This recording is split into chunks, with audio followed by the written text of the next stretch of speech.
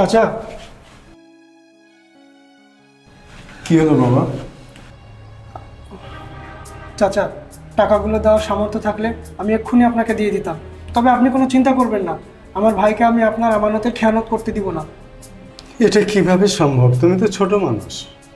সেটা আমি দেখবো চাচা, আপনি বাড়ি যান। আল্লাহ তোমার মঙ্গল করুন বাবা।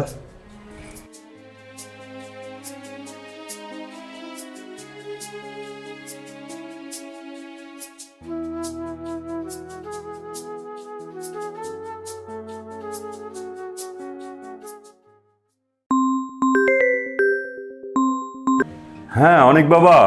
ঘটনা হচ্ছে যে বড় ভাইয়া যেটা শুরু করেছে সেটা তো একদমই মেনে নেওয়ার মতো না। এই যে কলিম চাচা ওনাকে 3 লক্ষ টাকা দিয়েছে ওনার মেয়ের জন্য, জমা রেখেছিল। উনি এখন বলে ওনাকে কোনো টাকাই দেয়নি, উনি এখন আমানতের খেয়ানত করছে। সেই দিন চাচা টাকাটা চাইতে এসছে, বলে যে আমাকে কোনো টাকা দেননি, কোনো প্রমাণ নাই, কোনো কাগজ নাই, এই ধরনের কথাগুলো বলছে। আপনি একটু দেখেন চাচা কি করা যায়। আচ্ছা আচ্ছা ঠিক আছে, তুই রাখ, বিষয়টা আমি দেখছি।